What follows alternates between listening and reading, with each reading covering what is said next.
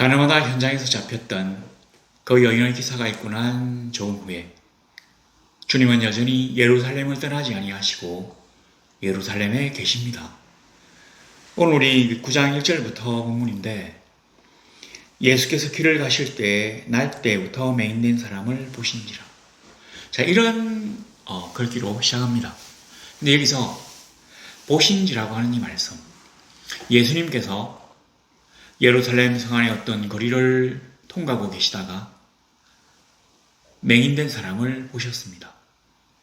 솔직히 글쎄요, 저도 잘 모르긴 하지만 이 맹인이, 이 눈이 어두운 자가 날 때부터 맹인이었는지 아니면 중간에 어떤 질병으로 맹인이 되었는지를 보고서 알 수 있다고 생각하기가 좀 어렵습니다. 여하튼 나중에라도 그걸 알게 되었기 때문에 자, 이렇게 적어두었는데, 제가 주목하는 부분은 이 부분이죠.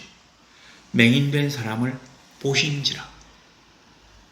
그냥 우리가 이제 이 문맥에서 보면 우연히 주님께서 복잡한 길을 가시다가 길가에 앉아서 구걸하고 있는 맹인 거지를 보신 것처럼 되어 있지만, 이 보신지라라고 하는 이 말은 요것만 딱 떼어놓고 본다면 뭐냐면, 어떤 것을 찾기 위하여 찾다가 보았다고 하는 이 어떤 능동적인 뜻이 들어 있습니다.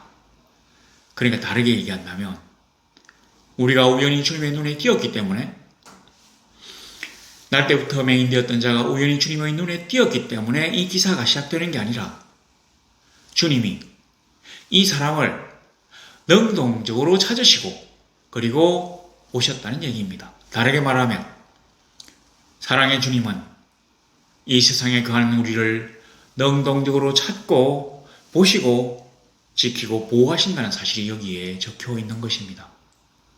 그냥 봐서는 모르지만 하나님은 은밀한 가운데 우리를 살피시며 우리와 함께 하시고 우리의 모든 일거수일투족을 주님의 눈에 넣고 계신다고 하는 사실. 그래서 우리는 두려움도 걱정도 할 필요가 없습니다. 여하튼 이렇게 주님이 보셨어요. 보셨는데 제자들 좀 보세요. 제자들이 너무 웃깁니다. 제자들이 물어 이르되 라삐여, 이 사람이 맹인으로 난 것이 누구의 죄로 인함입니까? 자기 죄 때문입니까? 자기 부모의 죄 때문입니까? 자, 이렇게 물어봅니다. 우리는 주님의 제자들이 굉장히 뛰어난 하나님의 사도라고 생각합니다. 가톨릭에서는 성인이라고 하잖아요. 그런데 이분들도 제대로 교육받고 성령의 감동으로 변화되기 전에는 보통 사람만도 못한 것 같습니다. 아니, 저 불쌍한 사람을 봤다면 하다못해 돈이라도 한 번 줄 생각을 했으면 모를까? 누구의 죄 때문에 저 사람이 맹인이 되었는지를 물어본다는 게 정말로 한심한 일일 수 있습니다. 그러나 우리도 이 사람들과 전혀 다르지 않습니다. 우리도 항상 남들의 불행을 보고서는 어떤 죄 때문에 이런 일이 벌어졌을까 생각하는 경향이 농후합니다. 그런데 실제로 죄는 하나님의 벌일 수도 있지만 그렇지 않은 경우도 많이 있습니다. 이 연약한 흙덩이로 만든 이 육신이 항상 건강하고 항상 최선의 상태에 있어야만 되는 것은 아닙니다. 누구나 건강을 원하긴 하지만 그렇지 않을 수도 있어요. 그 모든 것들이 우리들이 죄로 말미암아 주께서 내리신 형벌이 아닌 것은 확실합니다. 그런데 제자들이 지금 이렇게 물었어요. 물은 건 뭐 때문이냐면, 그 당시에 유대인들은 어떤 이 병이라든지 이런 거는 죄의 결과라고 생각했고, 또 이 죄가 자식들에게 손자녀들에게 유전된다, 그러니까 상속되어질 수 있다고 생각했습니다. 그래서 이 사람들, 이 유대인들의 관념에 의하면 이 맹인은 죄인입니다. 자기가 죄인이거나 날 때부터니까 자기 부모가 죄인이거나, 그래서 이렇게 물어본 것이에요. 실제로 이 제자들이 물어봐야 될 것은 그게 아닙니다. 주님, 저 사람을 치료해 주실 수 없습니까? 라고 물어본다든지, 주님, 우리가 저 사람에게 뭔가 도움을 줄 수 없을까요? 라고 물어봤어야 되는데, 지금 상태에서는 주님의 제자나 우리나 별다르지 않습니다. 이때가 언제냐면 이 주님의 제자들이 상태가 상당히 좀 심각한데 이게 주님 사역의 처음이 아니에요. 실제로 우리가 이 본문의 배경을 갖다가 시간적 배경을 본다면 주님이 다음에 그 6월절 잡히시기 전 한 6개월 정도라고 생각합니다. 그러니까 이제 6개월만 더 있으면 주님이 이 땅에서 십자가를 지시고 그리고는 하늘로 돌아가셔야 되는데 지금 제자들은 아직도 이런 상태에 머물러 있습니다. 자, 이제 우리가 이 부분은 많이 살펴보았기 때문에 넘어갑시다. 6절을 보니까 이 말씀을 하시고 땅에 침을 뱉어 진흙을 이겨 그의 눈에 바르시고 이르시되 실로암 못에 가서 씻으라 하시니. 제가 언젠가 말씀드렸지만 주님은 말씀만으로도 얼마든지 고치실 수 있는 분입니다. 이 요한복음에도 보면 그 앞쪽에 두 번째 기적이 뭐냐면 그 왕의 신하의 아들을 말씀만으로 고친 부분이거든요. 그러니까 요한복음에도 나와 있는 기적이에요. 우리 주님은 말씀만으로도 얼마든지 여기에 있지 않은 자조차도 낫게 하실 수 있는 능력을 가지신 하나님이십니다. 근데 왜 이 사람에게는 그냥 이제 내가 눈을 떠서 보게 되어라, 눈을 떠라 이렇게 명령하지 아니하시고 자기의 침을 뱉어가지고 땅바닥에 뱉어서 그 흙을 이겨가지고 그 맹인의 눈에다가 발랐겠느냐 이 말입니다. 그리고는 실로암 못에 가서 씻으라고 하셨어요. 요즘 말로 이랬다면 장애인 학대라고 난리도 아니었을 것입니다. 그런데 주님은 이렇게 하셨어요. 그리고 여러 연못들이 있겠지만 실로암 못에 가서 씻으라고 하셨습니다. 왜 실로암 못일까요? 우리가 이제 주님이 지금 어디에 계신지를 모르는 상태에서는 아마 실로암 못 인근을 지나고 계셨던가 보지? 라고 생각할 수 있습니다. 그런데 왜 실로암 못이냐고 여기 나와 있어요. 여기 보니까 괄호 안에 실로암은 번역하면 보냄을 받았다는 뜻이라. 보냄을 받았다. 실로암이란 말이 보냄을 받았다는 뜻이래요. 어떻습니까? 뭔가가 생각나지 않으십니까? 잘 생각해 보시면 그리스도가 무슨 뜻입니까? 하나님으로부터 보냄을 받은 자. 기름 부음 받은 자라고 하지만 원뜻이죠, 이게. 성부 하나님으로부터 유대 백성들을 온 세계 인류를 구원하려는 사명을 띠고 보냄을 받았다. 그게 바로 메시아예요. 그리스도입니다. 자기를 온전히 희생제물로 십자가에 바쳐서 달려 돌아가셔서 그 흘리신 피로 유대인들뿐만 아니라 오고 오는 수많은 인류의 죄를 대속하시기 위하여 누구든지 그 보혈의 공로를 믿기만 하면 구원받는 놀라운 일들을 완성하기 위하여 오셨기 때문에 실로암이라고 하는 게 주님의 자기 계시라고 하는 말입니다. 우리 주님은 내가 그리스도니 나를 믿으라 하고 하시지는 않은 것 같습니다. 그런데 언유법으로 많이 말씀하셨어요. 오늘도 역시 변함없이 주님은 자기를 나타내셨습니다. 실로암 못에 가서 씻으면 내가 깨끗하게 눈을 뜨게 될 것이다. 근데 실로암이 무슨 뜻이죠? 보냄을 받았다. 보냄을 받았다. 그리스도의 명령을 받아가지고 보냄을 받은 자의 명령을 받아가지고 보냄을 받은 자라고 하는 곳에 눈을 씻으면 보냄을 받은 자, 즉 예수의 사도가 제자가 된다고 하는 내용이 여기에 들어있는 것입니다. 그래서 주님은 직접적으로 말씀하시지 아니하시고 간접적으로 이렇게 자기를 나타내셨습니다. 자기 계시. 바로 이게 실로암 못에 가서 씻으라고 하신 이유입니다. 그냥 말씀만으로 얼마든지 낫게 하실 수 있어요. 다를 때 같으면 그렇게 하실 수 있습니다. 그러나 지금 주님은 자기의 목숨을 걸고 초막절에 예루살렘에 들어와서 떠나지 아니하시고 예루살렘 인근에서 자기의 그리스도 되심과 하나님의 놀라우신 일이 이 땅에 임하게 될 것임을 증거하고 계신 것입니다. 이거 그냥 넘어갑시다. 우리가 이런 걸 많이 했기 때문에. 자, 그런데 이 뒷부분에 이어지는 기사를 보면 우리 인간들의 슬픈 속성과 운명을 깨닫게 됩니다. 근데 이날이 아마 안식일이었던가 봐요. 안식일은 그냥 아무 일도 안 하고 안식해야만 되는 날입니까? 하나님이 진정 그런 것만을 원하셨을까요? 자, 우리가 한번 생각해 본다면 안식일 날 하나님의 이름으로 하나님의 보냄을 받은 자라는 곳에 가서 하나님의 보냄을 받은 자의 명령을 받은 자가 눈을 씻어서 눈을 뜨게 되었다면 하나님이 얼마나 영광을 받으시겠나요? 우리가 주일이라고 하잖아요. 일요일을. 주의 날이기 때문이거든요. 우리가 안식이라고 한다면 하나님이 안식하셨기 때문에 안식일입니다. 그러면 그날 하나님이 자기를 믿는 자에게 엄청난 은혜를 베푸신 것을 얼마나 사람들이 자랑스럽게 얘기할 수 있겠습니까? 나중에 보면 그 맹인되었다가 이제 고침을 받은 자가 이렇게 얘기하잖아요. 사내들인 공회원들 앞에서 창세 이후로 날 때부터 맹인되었던 자가 눈을 뜨게 되었다는 사실을 내가 들은 적이 없다. 그 정도로 놀라운 기적이거든요. 그걸 하나님의 이름으로 하나님의 날에 이루었다는 것은 얼마나 하나님의 신자로서 기쁘고 자랑스러워할 만한 일입니까?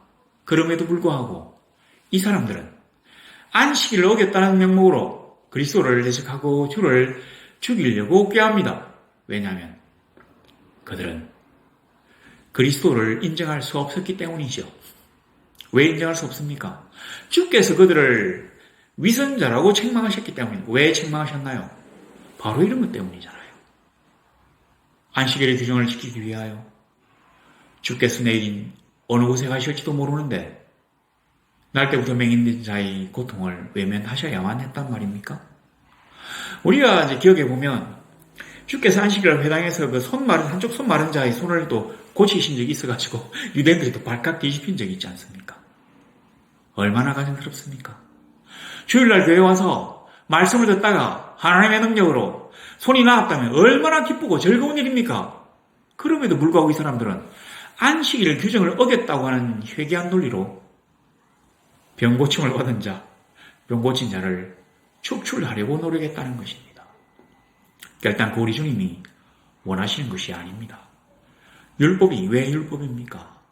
너희들이 어떻게 해야 구원받을지 알 수 없는 이 막막한 곳에서 구원이 되는 시금석, 방도를 제시하는 것이 율법입니다. 물론 완벽한 방도가 될 수는 없었지만 주께서 십자가에 피 흘려 돌아가셔서 단번에 우리의 구원을 완성하기 전에는 율법이라는 대체제, 방편을 허락하셨어요. 그것은 사람들을 정죄하거나 괴롭히거나 사람들을 억눌러서 지배하려고 만드신 게 아닙니다. 하나님의 사랑과 자비가 그 속에 들어있는 것입니다. 그래서 주님이 10가지 계명을 2개로 나누면 위로는 하나님을 사랑하고 옆으로는 형제를 사랑하는 것이라고 하셨지 않습니까? 근데 너무 이 사람들이 하나님의 본래의 뜻에서 멀어져 있기 때문에 주께서 그들을 책망하셨거든요. 그러니까 만약 주님이 하나님의 아들인 것을 자기들이 인정하게 되면 세상 사람들로부터 인정받게 된다면 자기들이 세상 사람들에게 잘못 가르치며 억누르며 지배하던 막 절받던 이런 권위가 다 깨지기 때문에 어떻게 하든지 주님을 잡아가지고 거짓 그리스도로 만들어서 죽이려고 하는 것이 이 사람들의 목적입니다. 그러니까 아무리 뭐라고 해도 안 듣는 거죠. 맹인되었던 자가 아무리 얘기해도 안 듣습니다. 그러니까 계속 물어보잖아요. 자, 이거 보면 진짜로 웃기는 게 뭐냐면 16절에 보세요. 바리새인 중에 어떤 사람은 말하되 이 사람이 안식일을 지키지 아니하니 하나님께로부터 온 자가 아니라, 또 어떤 사람은 죄인으로서 어떻게 이러한 표적을 행하겠느냐. 바리새인들 중에서도 많은 이들이 예수 그리스도의 진정성을 깨닫고 그를 추종하고 있었습니다. 니고데모이잖아요. 니고데모. 이 양반이 이제 여기서는 뭐 예수를 믿는 걸로 안 나왔지만 주께서 십자가에 달려 돌아가시고 난 다음에 와서 막 장사 지내고 또 그 무덤에 이런 걸 하잖아요. 이런 걸 보면 사실은 그 많은 이들이 암암리의 주님을 지금 지지하고 있었습니다. 그러니까 비밀리의 주님을 지지하고 따르는 제자들이 많이 있었다는 얘기입니다. 단지 이 사람들이 공식적으로 드러내놓고 주님을 따르거나 지지하거나 그의 제자라는 것을 밝히지 못했던 이유가 뭐냐? 여기에도 나와 있는데, 22절에 보시면, 그 부모가 이렇게 말한 것은 이미 유대인들이 누구든지 예수를 그리스도로 시인하는 자는 출교하기로 결의하였으므로 그들을 무서워함이라. 그러니까 이 유대인들이, 우리가 이제 처음에 유대인들이라고 하는 것을 뭐라고 생각했습니까? 바리새인, 사두개인, 그리고 산헤드린 공회원이라고 말씀드렸습니다. 바로 그 유대인들이에요. 이 산헤드린 공회에서 어떤 결의를 했느냐면 그리스도를 따르는 자를 이단으로 몰아가지고 신성모독죄를 들여서 유대교에서 출교하자. 근데 이 출교라고 하는 말은 유대교에서 출교라고 하는 말은 아니에요. 이게 그러니까 이 이제 산헤드린 공회원이 아무리 이제 막 나가는 사람이라고 해도 하나님을 두려워하는 사람들은 맞겠죠. 그렇기 때문에 사두개인들은 이 제사장들이라는 사람들은 하나님을 두려워하지 않습니다. 뭐 영도 안 믿고 부활도 안 믿어요. 야 진짜 이 참 사악한 인간들인데 바리새인들은 그래도 하나님을 아마 믿는다고 합시다. 믿겠죠. 자 그런데 그러니까 이 사람이 하나님을 부인하지 않는데 유대교에서 출교할 수는 없고 내가 봤을 때 네가 이단이니까 회당에서의 출교 이 말입니다. 여기 나온 출교가 회당에서의 출교예요. 뭐 시나고그라고 하는 거 아니면 그게 이제 그 회당이었는데 이 회당에 못 나오게 만드는 겁니다. 그러니까 동네마다 회당이 다 있다고 했잖아요. 근데 이 회당에 못 나오게 하면은 요즘 출교하고는 될 게 아닙니다. 이게 이제 어떤 거냐면 이 출교를 딱 시키게 되면 이 회당에 못 나가요. 그러면 유대인들이 형제라고 생각을 안 하게 되잖아요. 그러면 어떻습니까? 유대인들은 형제에게는 돈을 그냥 이자 없이 빌려줘요. 그래서 안 빌려주는지 모르겠지만 이방인들에게는 이자를 받거든요. 그러니까 이제 경제 활동이 어렵습니다. 그리고 공부를 못 시키잖아요. 이 회당에서 아이들을 보내가지고 이제 이 말과 글을 갖다가 가르치는데 이걸 이제 못하게 만들고. 그 다음에 형제가 아니니까 일자리라든지 품삯이라든지. 그 다음에 혼례, 이방인이니까 혼례를 치를 수가 없잖아요. 이방인에게 딸을 주거나 아들을 줄 사람이 없으니까. 이런 것 때문에 회당에서 출교가 되면 사실은 그 유대 공동체에서 생활하기 어렵습니다. 우리가 잘 아는 바로 중세 파문하고 똑같아요. 물론 그 정도로 거대한 그 범세계적인 영향력은 없지만 회당에서의 출교는 지금과는 될 수 없을 정도로 아주 어려운 굉장히 힘든 그런 처벌입니다. 이렇게 결의가 되었기 때문에 그 부모가 자식을 옹호하지 못하는 거죠. 자, 우리가 한번 생각해 볼 게 바로 이 부분입니다. 왜 이 부모가 자식을 옹호하지 않았을까? 아무리 그래도 자식인데. 여기서 우리는 슬픈 인생사를 알게 됩니다. 첫 번째로 우리가 생각할 수 있는 것은 뭐 때문이냐면 그 기적의 당사자가 부모가 아니라는 거죠. 부모는 당사자의 부모일 뿐이지 그 기적의 당사자가 아니기 때문에 기적의 당사자처럼 그 놀라운 경험을 함으로써 온몸이 떨리고 황홀해지는 놀라운 경험을 하지 못했기 때문에 주님에 대해서 그 정도로 감사하거나 그 은혜에 감격하거나 주를 위하여 자기의 모든 것을 바쳐야 되겠다고 생각하는 게 덜했다고 하는 내용입니다. 날 때부터 맹인되었던 자가 주님의 명령 한마디로 눈을 뜨게 되어가지고 실로암에 가서 씻어. 근데 왜 실로암이냐고 제가 말씀드렸죠. 실로암의 뜻은 보냄을 받은 자다. 이게 이제 괄호가 되겠는데 아마 이것도 이제 주석에 들어있었던 말이거나 아니면 어떤 사본에는 빠져있었던 말이겠지만 저는 이 부분이 아주 공교롭다고 생각합니다. 왜 실로암일까? 왜냐하면 그 실로암이 보냄을 받은 자라는 뜻이기 때문이거든요. 너로 하여금 연못에 가서 문을 씻으라고 한 그가 하나님으로부터 보내심을 입은 자 그리스도이기 때문이거든요. 그걸 얘기하고 싶어가지고 사도 요한도 그걸 읽는 독자들에게 가르쳐주고 싶어가지고 실로암이라고. 근데 실로암이 그냥 외국에 있던 지명이구나 하고 넘어갈 수 있으니까 괄호를 탁 쳐서 감수했다고 생각합시다. 얼마나 굉장합니까? 우리도 마찬가지예요. 우리에게 명령하시는 그는 하나님이 우리를 위하여 보내신 분이시거든요. 우리에게 이렇게 하라고 가르쳐 주신 분은 하나님이 우리를 복되게 하기 위하여 보내신 분이시거든요. 그러므로 우리가 지금 성경을 읽는 것입니다. 왜냐하면 여기에 하나님의 그리스도의 우리 주님의 명령이 들어있기 때문에. 그래서 우리 여기 보면 복음서가 빨갛게 막 딱 적어놨잖아요. 이건 인간 개인의 말이 아니라 주가 주신 말씀 그대로다 이렇게 딱 빨간 걸로 적어놨습니다. 아무리 멋진 말도 주가 직접 하신 말이 아니라면 그냥 새까맣게 되어 있어요. 자, 그 부모가 자식을 그렇게 두둔하고 옹호하지 못했던 두 번째 이유는 이 양반들이 특별히 인성이 더럽다 이렇게 생각하지 마시길 바랍니다. 왜냐하면 이 사람들에게 눈을 떴다는 것보다 유대 사회에서 출교되는 것이 회당에서의 출교가 더 큰 지옥이었기 때문입니다. 자기가 눈이 어두워 본 적이 없어요. 자기는 눈 어두운 아들을 본 사람입니다. 어제도 본 세상이고 오늘도 본 세상이에요.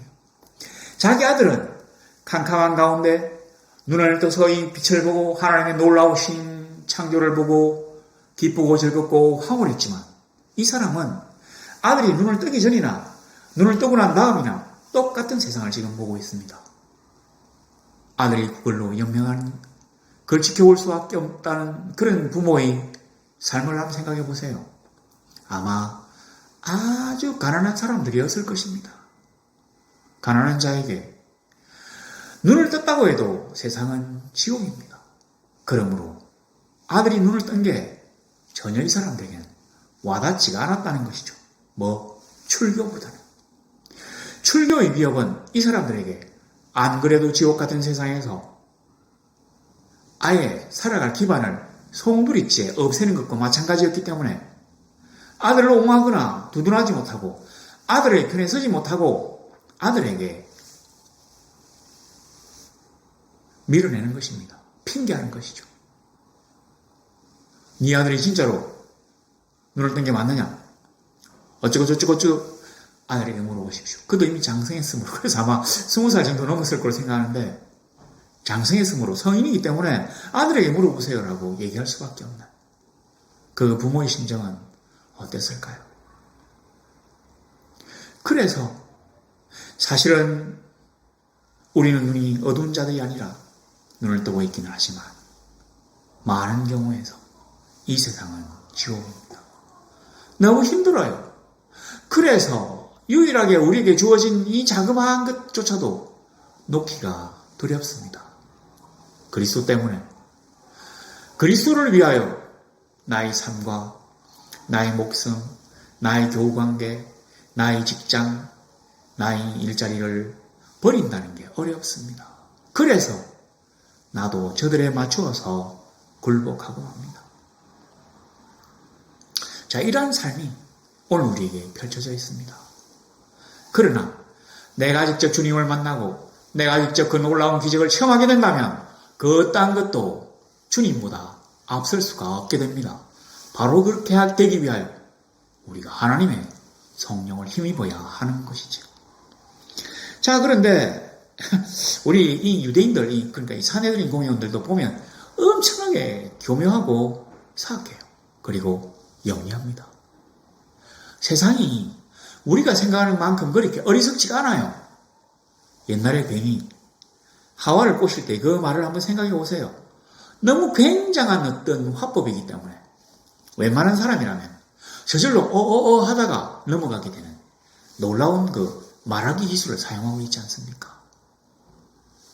자, 보면 여기 뭐라고 됩니까? 24절에 이에 그들이 맹인이었던 사람을 두 번째 불러, 첫 번째는 안 되니까 두 번째 불러가지고 이르되 너는 하나님께 영광을 돌리라. 우리는 이 사람이 죄인인 줄 알고. 너무 좋은 말이잖아요. 너는 하나님께 영광을 돌려. 하나님이 하신 일이야. 할렐루야, 아멘, 감사합니다.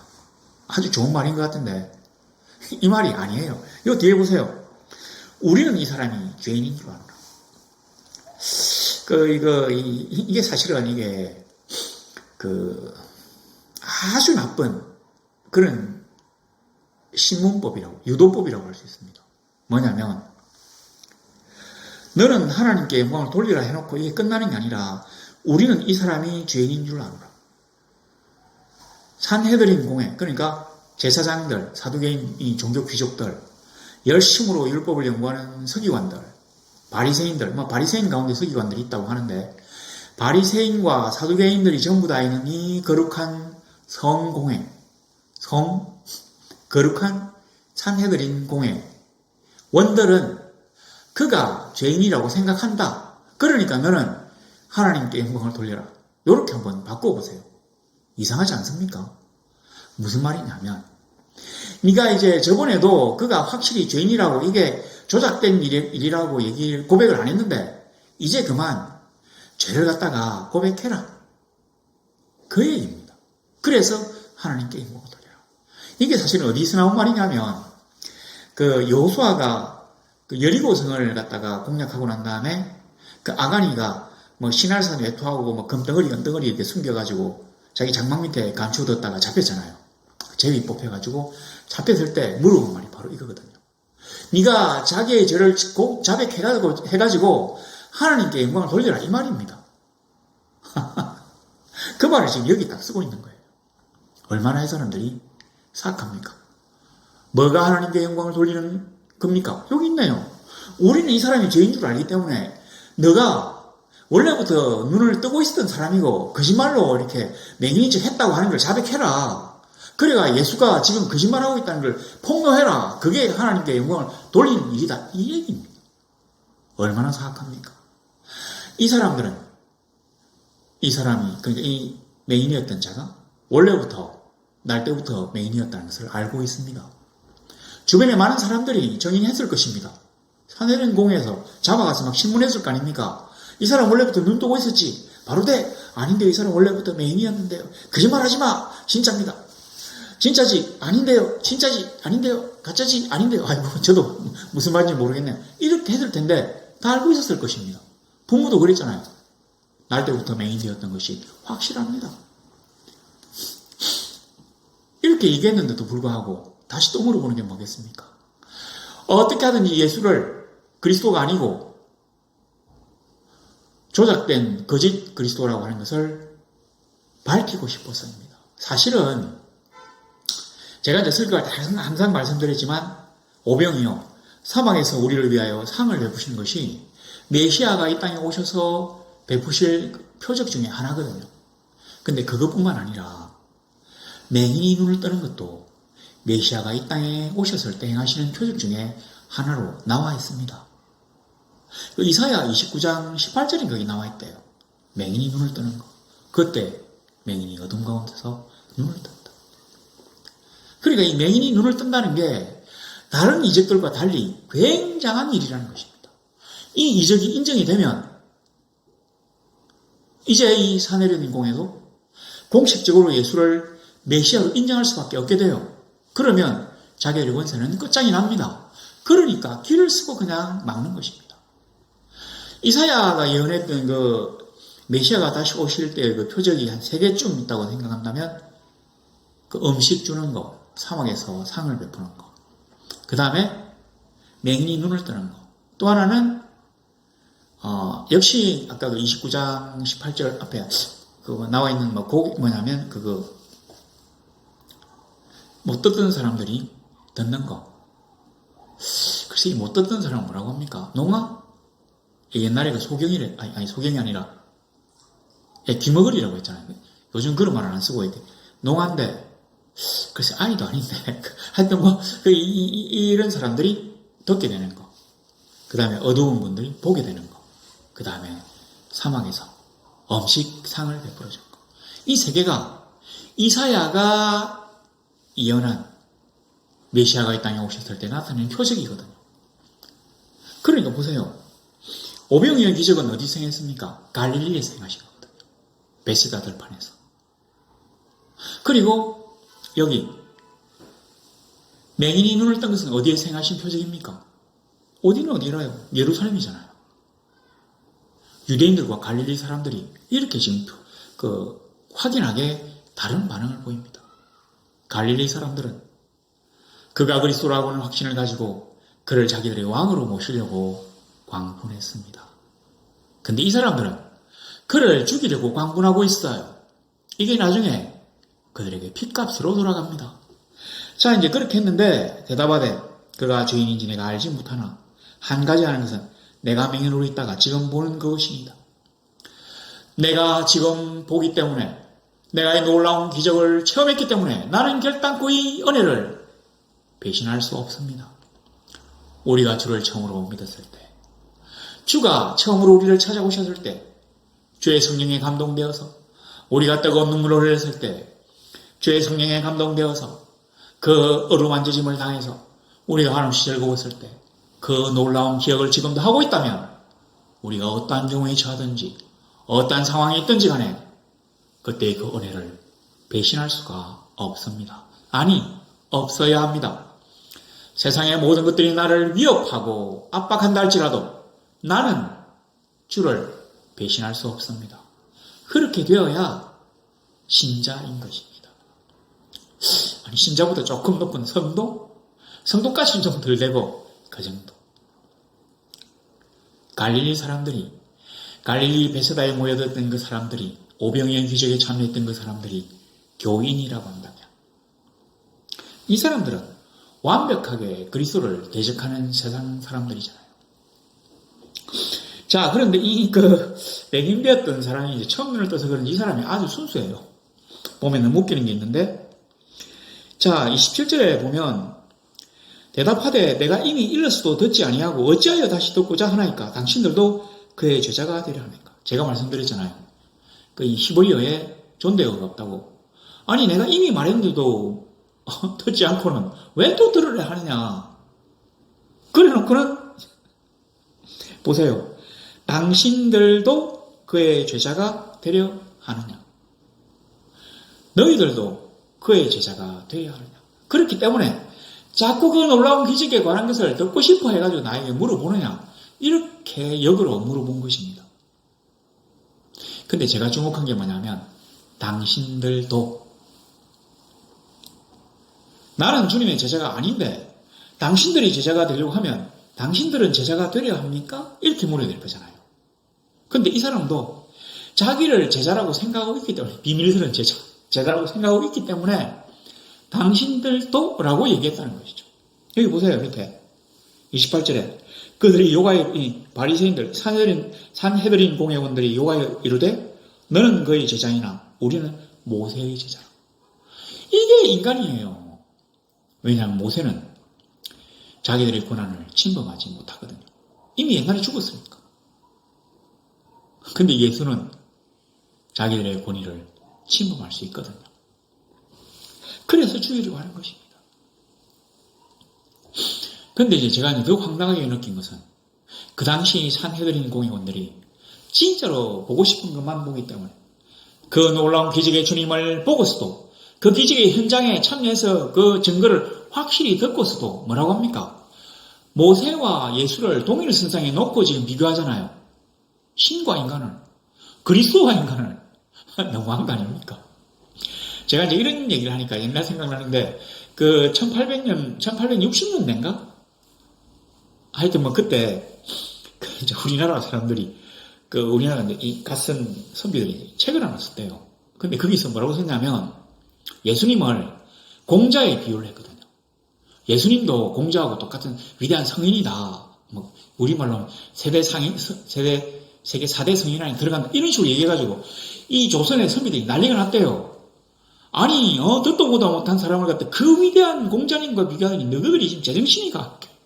우리가 생각하면, 아니, 지금 신과 인간을 동일성에 놓고 비교하다니, 너 이게 제정신이야? 이렇게 하겠는데, 그 당시에는 그랬답니다. 그럼 보세요.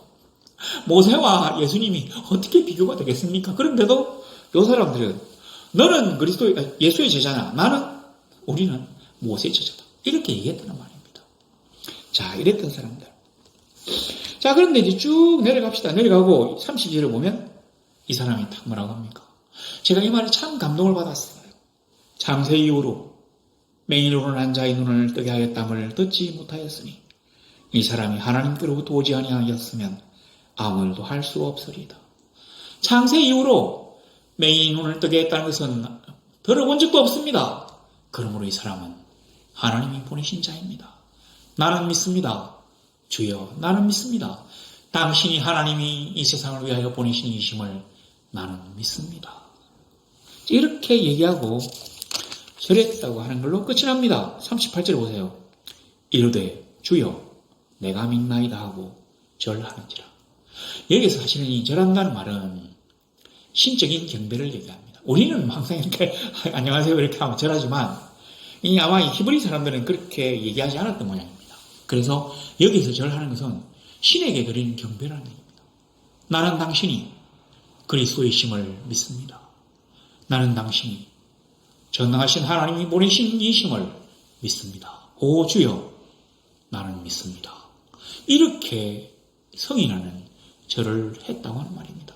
물론 이 사람은 그래가지고 유대교에서 철교가 되었답니다.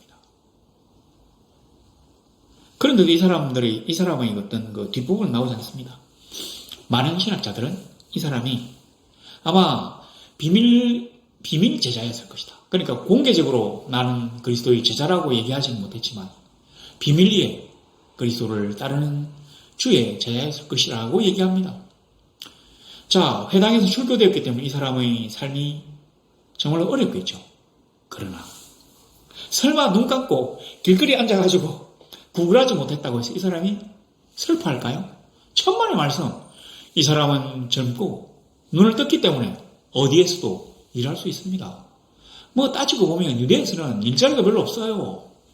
종교 귀족들, 그 다음에 헤롯과 그 일당들, 그 다음에 로마 앞잡이들 빼고는 전부 다 가난합니다.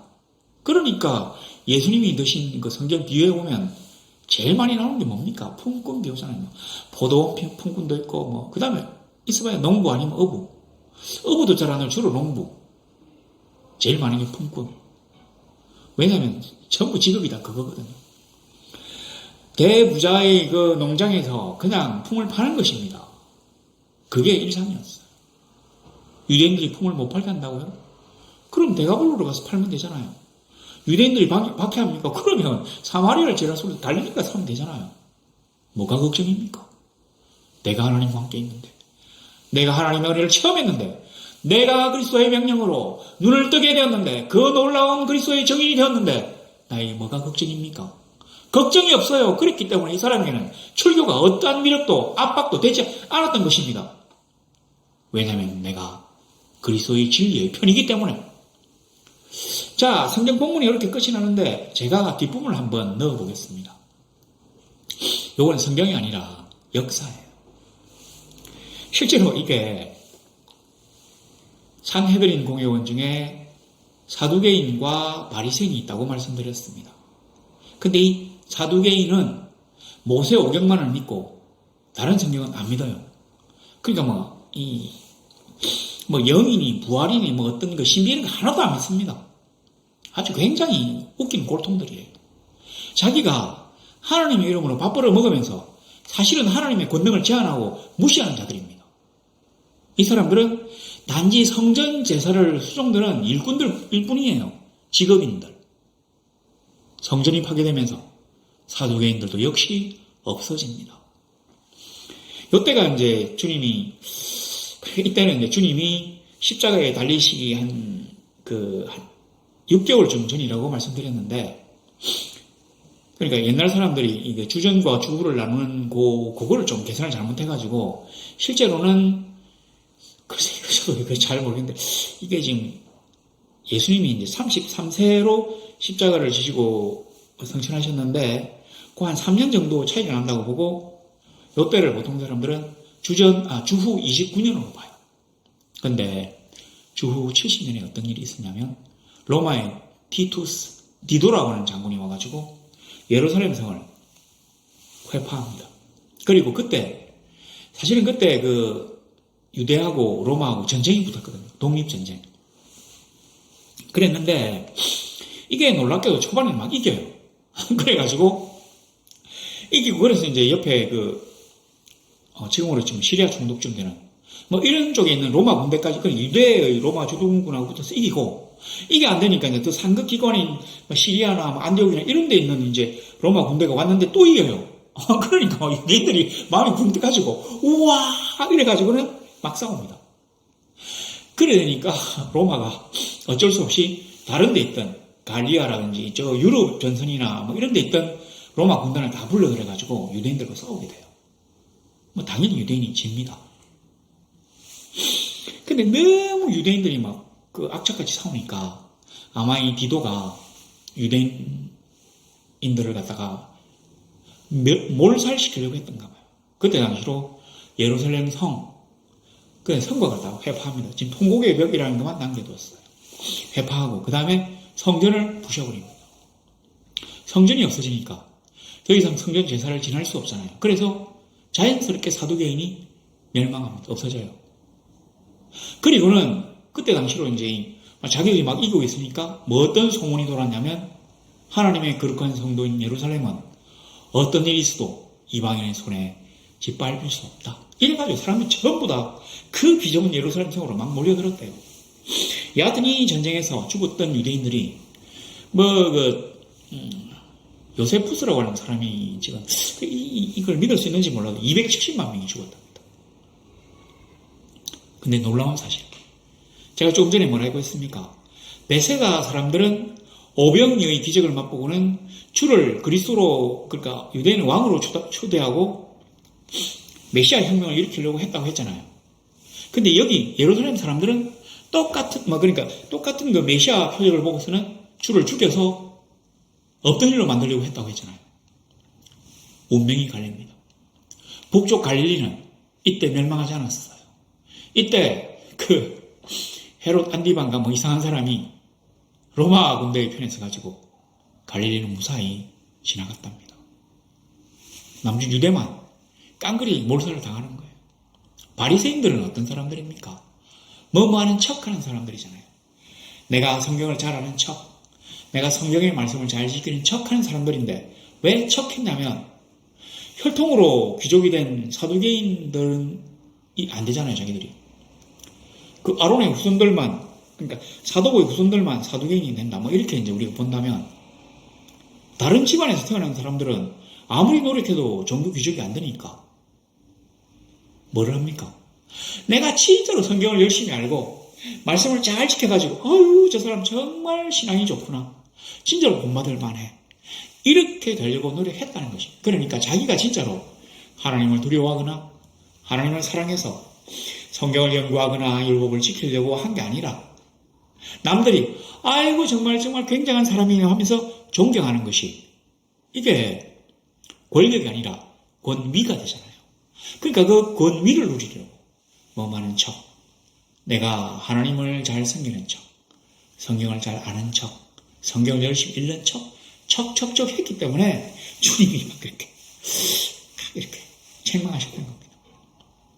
근데 이제 유대인 사회가 있어야 율법을 잘 알아야 아이고 저 사람이 율법을 잘 지키는구나 하고 이렇게 칭송하지. 이방 사회로 흩어지고 난 다음에 그리고 디도가 뭐라고 했냐면 유대인들은 다시 이쪽에 돌아오지 못하도록 만들었거든요. 그래서 그때부터 디아스포라 유대인이 된 것입니다. 그러니까 자기들을 갖다가 칭송해 줄 사람이 없잖아요. 그러니까 율법을 그렇게 지키던 그 바리새인들이 덜 지키게 된답니다. 그냥 시피하게 이렇게 되었대요. 어떻습니까? 우리가 그리스도를 따르며 주의 명령을 행하고 진리의 편에 선다면 우리는 결국 승리합니다. 그때 그렇게나 죽이려고 했던 이 그리스도의 제자들은 오늘날 믿음으로 복음으로 전 세상을 정복해서 세계 최대의 종교가 되었습니다. 근데 유대교는 지금 어떻게 됐습니까? 아주 변방에 자기들끼리만 믿는 아주 적은 종교로 남아있는 것이죠. 그래서 유대인들은 유대인 아닌 사람하고 결혼해가지고 그 사람도 유대인으로 치고 하여튼 각종 편법을 동원해서 지금 유대교를 보존하려고 하는 것 같은데 이렇게 되는 것입니다. 그들도 하나님은 믿기 때문에 하나님의 자비가 조금 작용했다고 생각합시다. 어떻습니까? 우리가 지금 당장 눈앞의 위협과 당장의 곤란 때문에 그리스도를 부인하고 그리스도를 배신해서 되겠습니까? 아니에요. 우리에게 하나님이 함께 하심을 믿고 하나님의 복음과 더불어 하나님의 능력과 더불어 그의 가호와 인도를 믿고 세상으로 나아가야 됩니다. 어떠한 것도 하나님이 나에게 주신 은혜를 넘을 수가 없습니다. 왜냐하면 내가 주를 만났기 때문에, 왜냐하면 내가 하나님이 준 은혜를 처음 했기 때문에, 왜냐하면 내가 하나님의 사랑의 손에 붙들린 바 되었기 때문에, 지금 나의 이 죄가 그 보혈로 씻겨졌기 때문에, 저 바깥 어두운 곳에 쫓겨나야 되었던 내가 이제 천성을 향하는 성도의 무리에 합류할 수 있는 자격을 얻게 되었기 때문에, 그 놀라운 은혜와 하나님의 용서 때문에 나는 지금도 그리스도를 부인하지 않고 세상의 위협에 억눌려서 주를 덜 믿거나 안 믿는 척하지 않고 진리의 편에 서 있는 것입니다. 우리는 지금 진리의 편에 서 있습니다. 아직도 우리에게 주어진 과업들이 많이 있습니다. 세상은 점점 흉흉하며 세속화의 물결들이 교회 안에도 침노하고 있습니다. 돈신 숭배라고 하는 이 물신이 엄청나게 강력한 우상으로 우리를 위협합니다. 그러나 그 모든 것들보다 더 놀라운 하나님의 능력을 믿는다면 그 모든 위협과 절박함과 협박을 뛰어넘고 주님의 편에 서 있기를 원합니다. 그래서 성령의 계가를 부르는 우리 함께 손을 잡고 하나님과 더불어 그리스도의 놀라운 사역을 감당하는 그러한 성도들이 되시기를 우리 주 예수 그리스도 이름으로 소망합니다.